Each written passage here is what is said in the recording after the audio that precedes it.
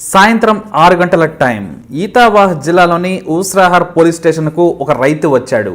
సాధారణ కుర్తా ధోతి ధరించి దుస్తులపై బురద మరకలతో ఉన్నాడు ఆ రైతు.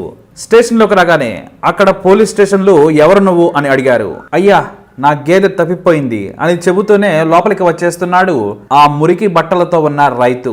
నేను పోలీస్ స్టేషన్ లో ఫిర్యాదు చేయాలనుకుంటున్నాను అని అక్కడ ఉన్న ఒక కానిస్టేబుల్ ని అడిగాడు. అయితే అక్కడే ఉన్న ఒక పోలీసు, నీ పేరేంటి, ఎక్కడి నుంచి వస్తున్నావు, నీ గేదె ఎక్కడ తప్పిపోయింది, గేదె తప్పిపోతే కంప్లైంట్ ఇచ్చేస్తావా అని టపీమని 4 ప్రశ్నలు వేసేశాడు. కన్ఫ్యూజ్ అయిపోయిన ఆ రైతు వెనక్కు తిరిగి వెళ్లిపోతూ ఉండగా అక్కడే ఉన్న మరో పోలీసు వచ్చి చాయ్ ఖర్చులకు డబ్బులివ్వు, రిపోర్టు రాసి అని ఆ రైతుని నైస్ గా అడిగాడు. నేనొక పేద రైతునయ్యా, ఎక్కువ డబ్బులు ఇచ్చుకోలేను, నా దగ్గర ఇంతే ఉంది, అసలు మీకు ఎంత కావాలి అన్నట్టుగా అడిగాడు రైతు. కాసేపు బేరమాడిన రైతు మొత్తానికి వచ్చిందే సంతోషం అన్నట్టుగా బేరం కుదిరి చేసుకున్నాడు. ఆ రైతు తన జేబులో నుంచి 35 రూపాయలు తీసి లంచం ఇచ్చాడు. పోలీస్ స్టేషన్ లో మధ్యలో ఉన్న ఒక రూమ్ లో ఎస్ఐ ఎదురుగా 3 కుర్చీలు ఉన్నాయి. అతనికి ఎదురుగా ఒక మూలన లికియా మున్షి అనే అతను ఫిర్యాదులు రాస్తూ ఉన్నాడు.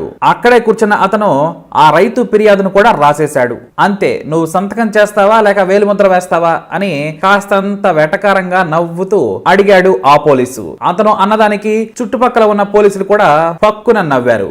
దానికి ఆ రైతు, వేలిముద్ర ఎందుకు, నేను సంతకమే చేస్తాను అని స్టైల్ గా చెప్పాడు. అవునా, సరే అయితే చెయ్యి అన్నట్లుగా పోలీస్ కూడా సంతకం చేయడానికి పెన్ను అతని ముందు విసిరేశాడు. పెన్నుతో పాటుగా ఆ పోలీస్ టేబుల్ మీదే ఉన్న థంబ్ ప్యాడ్ ను కూడా తీసుకున్నాడు ఆ రైతు.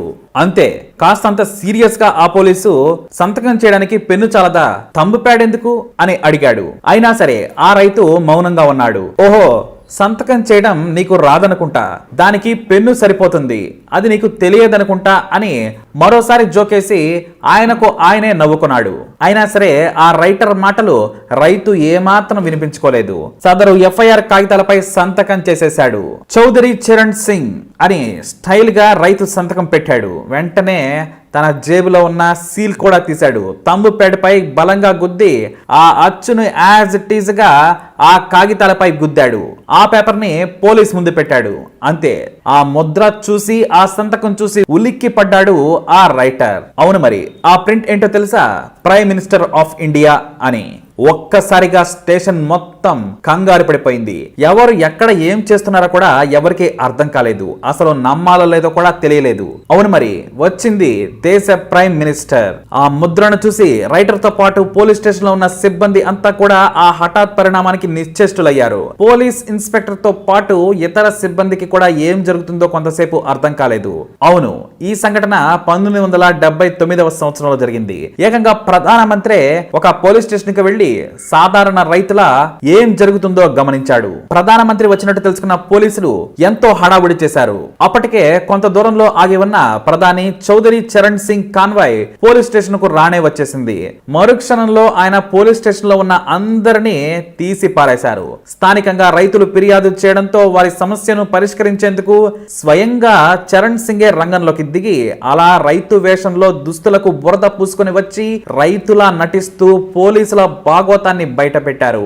అప్పట్లో ఈ సంఘటన సంచలనమే సృష్టించింది. ప్రధాని స్వయంగా అలా వెళ్లడం అందరినీ షాక్ గురి చేసింది. రైతు రూపంలో వెళ్లి అవినీతి పోలీసుల బండారం బయట పెట్టడమే కాదు, రైతుల సమస్యలను కూడా ఆయన పరిష్కరించారు. నిజంగా అలాంటి నాయకులు కూడా మనకు ఇప్పుడు కావాలి. పాలకులు అప్పుడప్పుడు వెళ్లి ప్రజల సమస్యలను పరిష్కరిస్తే చాలా బాగుంటుంది. ప్రజలు పడే ఇబ్బందులు స్వయంగా తెలుసుకుంటే వారి సమస్యలను పరిష్కరించగలిగిన వారవుతారు. అయితే ఇలా రీసెంట్ గా ఒక సంఘటన ప్రకాశం జిల్లాలో జరిగింది. ఇది యావత్ తెలుగు రాష్ట్రాలను సంచలనం రేకెత్తించింది. ప్రకాశం జిల్లా ఎస్పీ సిద్ధార్థ్ కౌశల్ ఎప్పటికప్పుడు జిల్లాలో పోలీసుల పనితీరుపై తనదైన శైలిలో నిఘా ఉంచుతారు. స్టేషన్ కు వచ్చే బాధితుల పట్ల పోలీసులు ఎలా వ్యవహరిస్తున్నారు అనే దానిపై కూడా ప్రత్యేక శ్రద్ధ పెట్టారు. ఇందులో భాగంగా ఒంగోలు పోలీస్ స్టేషన్ లో పోలీసుల పనితీరు తెలుసుకోవడానికి ఎస్పీ ట్రైనీ ఐపీఎస్ జగదీష్ ను సామాన్యుడి రూపంలో స్టేషన్ కు వెళ్లి ఫిర్యాదు ఇవ్వాల్సిందిగా ఆదేశించారు. దీంతో ట్రైనీ ఐపీఎస్ జగదీష్ సామాన్యుడి రూపంలో స్టేషన్ కు వెళ్లి తన మొబైల్ గుర్తు తెలియని వ్యక్తి లాక్కెళ్లాడని ఫిర్యాదు తీసుకోవాలని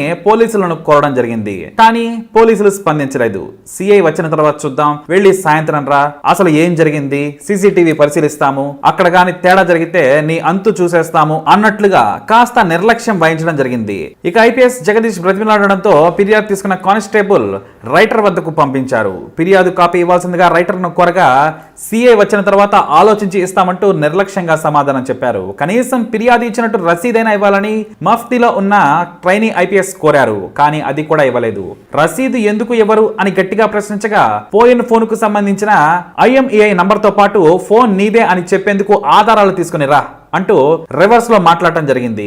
అంతేకాదు వచ్చింది ట్రైనీ ఐపీఎస్ అని తెలియక నోటికి వచ్చినట్లుగా మాట్లాడటం జరిగింది. ఇక దీంతో సైలెంట్ గా వెళ్లిపోయిన ట్రైనీ ఐపీఎస్ ఒంగోలు స్టేషన్ లో పోలీసుల వైఖరి ఎలా ఉంది, తనకు ఎదురైన అనుభవాలతో ఎస్పీకి ఒక క్లీన్ రిపోర్ట్ ఇచ్చేశారు. ఇంకేముంది, రైటర్ సస్పెన్షన్, సిఐ సహా 5గురికి ఛార్జీ మెమోలు కూడా జారీ చేశారు ఎస్పీ సిద్ధార్థ్ కౌశల్. సభ్యత సంస్కారం లేని మాటలతో ఫిర్యాదు చేయడానికి వచ్చిన వ్యక్తిని అవమానించడం, దురుసుగా మాట్లాడటంపై సిద్ధార్థ్ కౌశల్ సీరియస్ అయ్యారు. ఫిర్యాదు తీసుకోకుండా నిర్లక్ష్యంగా వ్యవహరించడమే కాక అవమానకరంగా మాట్లాడిన స్టేషన్ రైటర్ ను కూడా సస్పెండ్ చేశారు. ఈ ఘటన యావత్ దేశంలో సంచలనం సృష్టించింది. అయితే ఈ ఘటన తర్వాత ఇప్పుడు ప్రధానమంత్రి ఇదే తరహా పని ఇదివరకే చేశారని నిజంగా ఇప్పుడు బయటకు రావడం అందరినీ కూడా ఉత్సాహపరుస్తుంది. ప్రతి పోలీస్ ఆఫీసర్ కూడా బాధ్యతతో తమ విధి నిర్వహణను నిర్వర్తించాలనే చూస్తారు. అయితే అక్కడక్కడ ఇలాంటివి జరుగుతూ ఉంటాయి. కానీ పై అధికారులు తమదైన శైలిలో ఇలాంటివి చేపడితేనే ప్రజలు క్షేమంగా ఉంటారు అని మాత్రం ప్రజలు గట్టిగా నమ్ముతారు. మరి అప్పట్లో ప్రధానమంత్రి చేసింది మనకు రీసెంట్ గా సిద్ధార్థ్ కౌశల్ గారు చేశారు. మరి దీనిపై మీరేమంటారో, మీకు ఎలాంటి పోలీస్ కావాలో మీ అభిప్రాయాన్ని కామెంట్ ద్వారా వ్యక్తపరచండి. ఈ వీడియోపై అప్డేట్స్ కోసం మై ఛానల్ ఫాలో అవ్వండి. అలాగే తప్పకుండా సబ్స్క్రైబ్ చేసుకోండి.